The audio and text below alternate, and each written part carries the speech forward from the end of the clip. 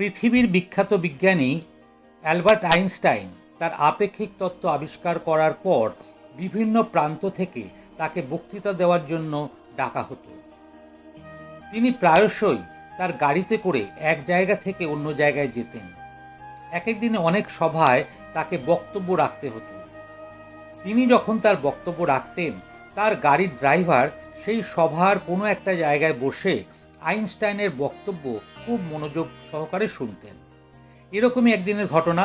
Albert Einstein চলেছেন তার বাড়ি থেকে অনেক মাইল দূরে একটি সভায় বক্তব্য রাখার জন্য। যেতে যেতে সেই ড্রাইভার আইনস্টাইনকে বললেন, আপনি প্রতিটি সভায় আপনার আবিষ্কার সম্বন্ধে যা বলেন সেগুলো শুনে শুনে আমার মুখস্থ হয়ে গেছে।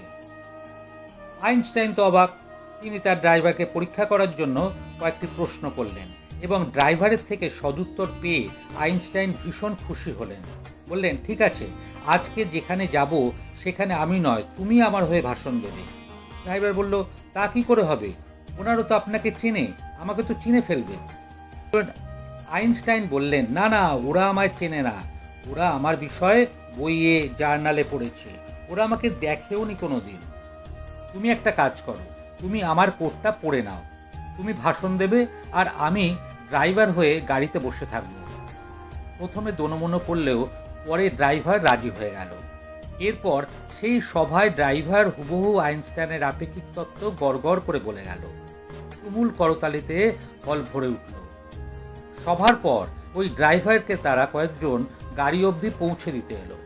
হঠাৎ একজন ওই ড্রাইভারকে একটা খাতা বার করে জিজ্ঞাসা করলো, স্যার, এই অঙ্কটি একটু বুঝিয়ে দেবেন?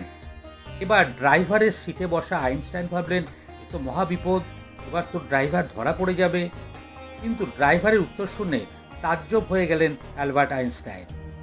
তিনি দেখলেন ড্রাইভার ওই ভদ্রলোকের হাত থেকে খাতাটা নিলেন এবং গম্ভীর মুখে বললেন, এটা তো খুবই সহজ অঙ্ক, আমার ড্রাইভারও এটা করে দিতে পারবে। বলে খাতাটি আসল আইনস্টাইনের দিকে এগিয়ে দিলেন। আইনস্টাইনও অঙ্কটা করে দিলেন। সবাই হা করে ঘটনাটা দেখল, আর আইনস্টাইন তার ড্রাইভারের উপস্থিত বুদ্ধি দেখে অবাক হয়ে গেল। এর থেকে আমরা শিক্ষা নিতে পারি, জ্ঞানী ব্যক্তিদের সাথে থাকলে আপনিও জ্ঞানী হবেন। যেমন মানুষের সাথে আমরা মিশবো, আমরাও সেরকমই হব। কথায় আছে না, সৎসঙ্গে স্বর্গবাস আর অসৎ সঙ্গে সর্বনাশ।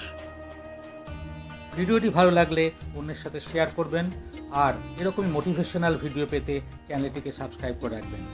ধন্যবাদ, ভালো থাকবেন।